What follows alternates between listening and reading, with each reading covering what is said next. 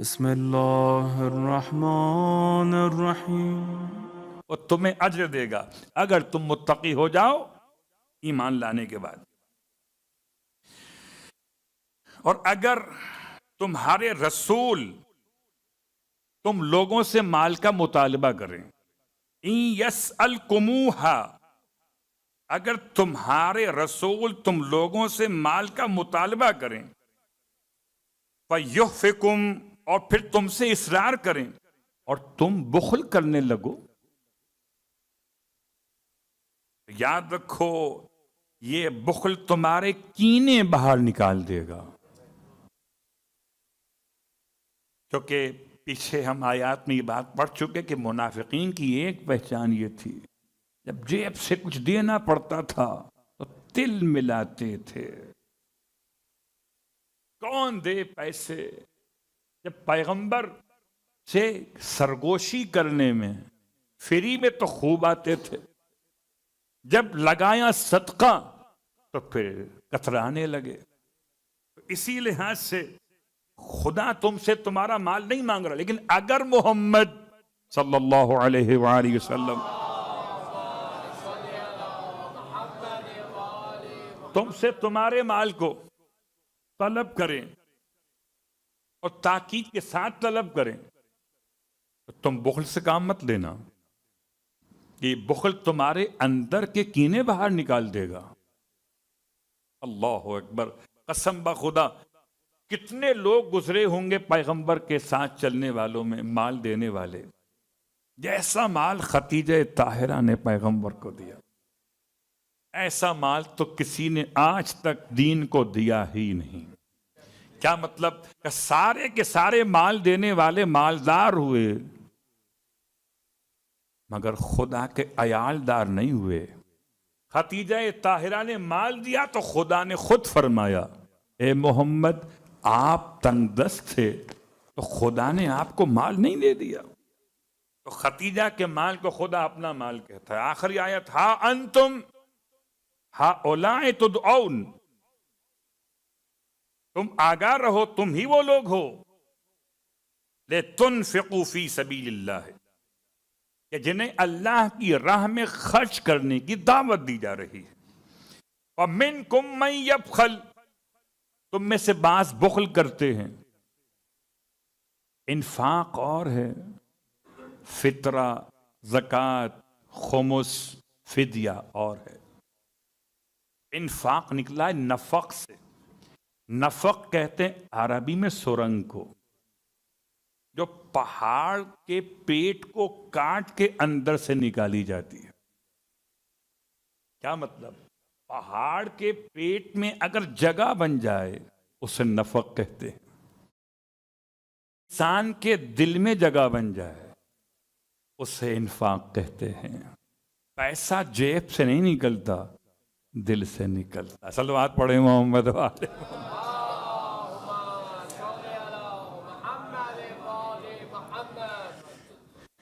فَمِنْكُمْ مَنْ يَبْخَلْ، تم میں سے بعض وہ ہیں جو بخل کرتے ہیں۔ وَمَنْ يَبْخَلْ، اور جو بخل کرے گا، کیا قرآن کا انداز، نام نہیں لیا بخیل کون ہے، جو بخل کرے گا ایکس وائی زی کوئی بھی ہو، فَإِنَّمَا يَبْخَلُ عَنْ نَفْسِهِ، تو اس نے کسی اور کا بخل نہیں کیا، خود اپنے ہی نفس کا بخل کیا ہے۔ وَاللَّهُ الْغَنِيُّ، اللہ بے نیاز ہے، وَأَنْتُمُ الْفُقَرَاءُ، اور تم سب کے سب محتاج ہو۔ یہ مت سمجھنا کہ تم اگر دے رہے ہو اللہ کے رسول کو تو تم غنی ہو گئے، غنی صرف خدا ہے، اور کوئی غنی نہیں ہے۔ عبد الغنی ہو سکتا، صلوات پڑھے محمد والے محمد۔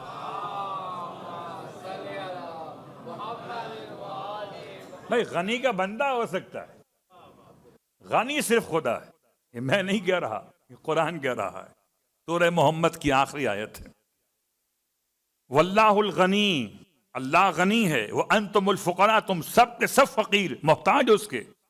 وان تتولوا، اور اگر تم نے اب منہ پھیر لیا اتنی وضاحت کے بعد، تو یاد رکھو یستبدل قوما غیرکم، اللہ تم سے دوسری قوم کو بدل دے گا،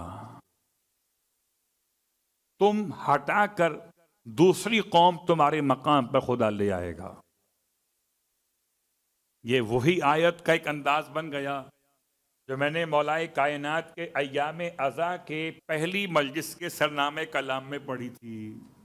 یاد دلا دوں، یا ایھا الذین آمنوا من یرتد منکم عن دینہ،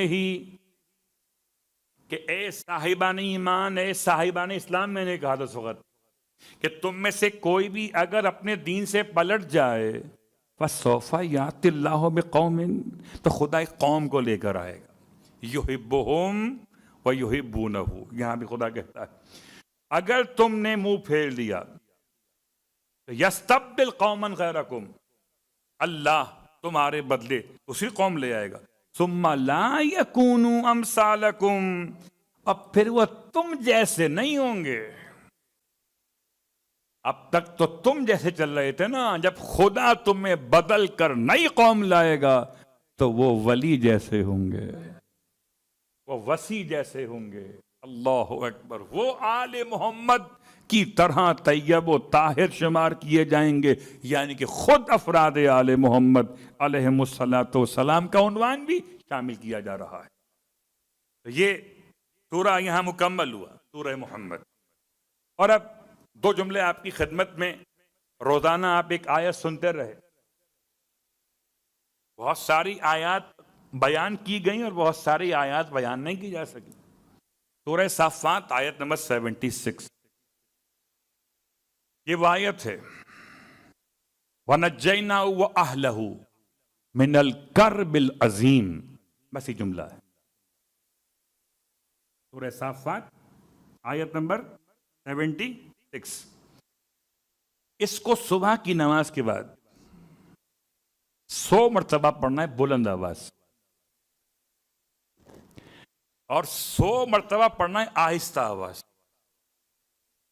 یہ علماء عارفین کے لحاظ سے یہ آیت کا یہ حصہ، یہ تمام حاجتوں کو حاصل کرنے کی ایک چابی ہے۔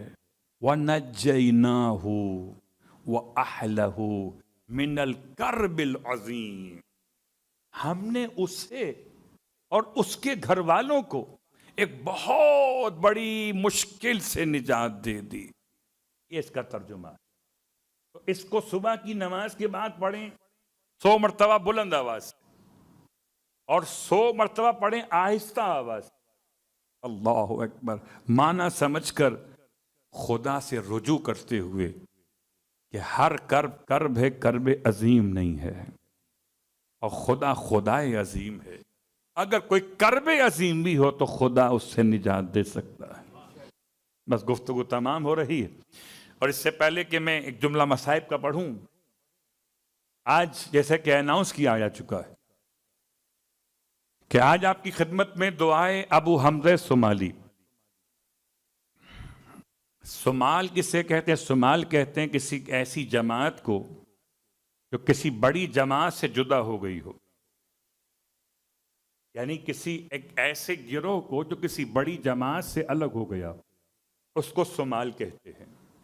بہرحال یہ خاندان کا پس منظر ہے جناب ثابت بن دینار کے حوالے سے۔ ثابت بن دینار کا نام بھی یاد نہیں اور نہ صومال کا ترجمہ یاد، تب بھی کوئی فرق نہیں پڑتا۔ یہ چوتھے امام کے بھی صحابی ہیں، یہ پانچویں امام کے بھی صحابی ہیں، یہ چھٹے امام کے بھی صحابی ہیں۔ یعنی انہوں نے 3 معصومین کا دور مسلسل دیکھا، تو ان کی زبان پر اثر کتنا ہوگا دعا کا۔ کہتے ہیں بچی تھی چھوٹی، گر گئی کھیلتے ہوئے اور اس کا ہاتھ ٹوٹ گیا۔ آج کی زبان میں آپ کے فریکچر ہو گیا، ہڈی میں بال آ گیا۔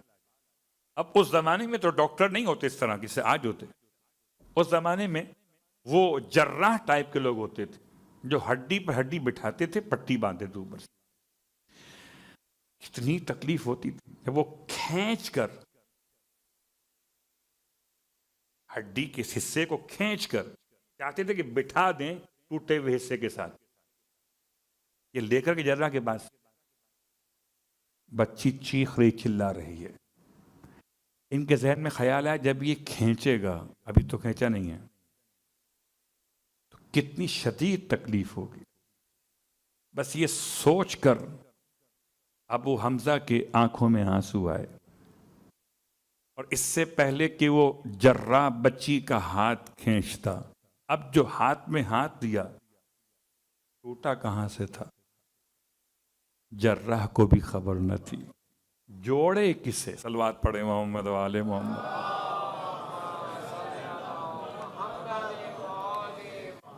اگر راوی ایسا ہو تو دعا کیسی ہوگی جو امام سے لی ہے. اس دعا کا نام دعائے سحر ہے،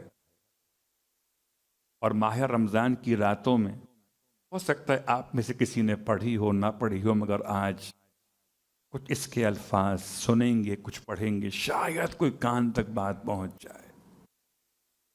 بہت سارے اس کے فضائل ہیں. یہ سمجھیے کہ یہ دعا انسان کو مشکلات سے نکالتی ہے، آسانیوں میں لے جاتی ہے، رزق بڑھاتی ہے، اولاد کو تابعدار بناتی ہے، آنکھوں کی روشنی بڑھاتی ہے، قوت سماعت میں اضافہ کرتی ہے، قوت گویائی میں توانائی دیتی ہے، قوت گرفت میں مضبوطی عطا کرتی ہے، قوت رفتار میں ثبات قدم کا عنوان بخشتی ہے، دل کو مضبوط کرتی ہے، دماغ کو رفیع کرتی ہے. سب کچھ مسائل کا حل خدا سے تنہائی میں بات کرنے سے ملتا ہے. ہم خدا کو وقت نہیں دیتے، خدا تو ہمیں بہت وقت دیتا ہے.